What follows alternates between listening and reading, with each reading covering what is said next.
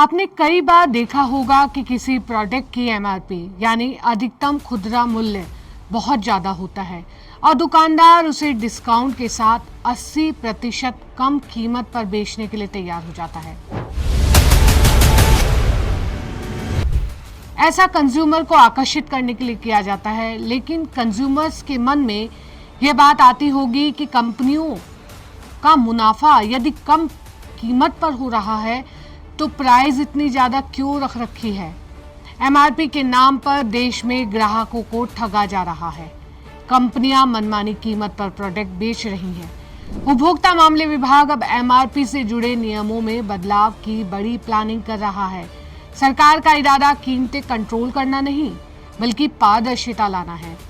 वहीं कंपनियों ने चिंता जताई है कि यदि कीमतों को लागत से जोड़ दिया गया तो कुछ प्रोडक्ट बाजार से हट सकते हैं।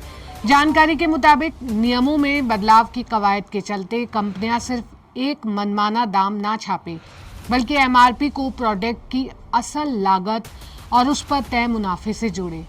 मतलब अगर कोई चीज़ 100 रुपये में बन रही है तो उस पर कितने का मुनाफा जोड़ा गया है और क्यों, इसका एक आधार हो। इस मामले में मंत्रालय ने उद्योग संगठनों, उपभोक्ता समूहों और टैक्स अधिकारियों के साथ एक बड़ी बैठक की थी। बैठक में एमआरपी की मौजूदा सिस्टम पर सवाल उठाए गए थे।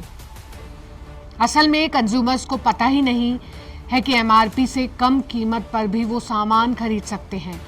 यहाँ आपको ये बता दें कि दुनिया भर में ऐसे कई देश हैं जहाँ पर एमआरपी जैसा कोई सिस्टम नहीं है। एमआरपी कंपनियाँ खुद तय करती हैं, लेकिन उपभोक्ताओं को पूरा हक है कि वह एमआरपी पर भी बार्गेनिंग कर सकते हैं। देश में उपभोक्ताओं के साथ एमआरपी के नाम पर शोषण हो रहा है।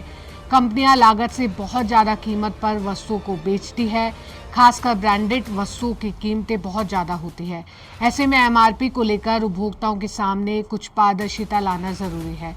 उपभोक्ता संगठन इस बदलाव का समर्थन कर रहे हैं। आपका इस विषय पर क्या कहना है? आपके सुझाव हमारे लिए काफ़ी महत्वपूर्ण हैं। कमेंट बॉक्स में ज़रूर हमें लिखें। एक ग्राहक के रूप में ऐसी जानकारियों के लिए हमसे जुड़े। थैंक्स।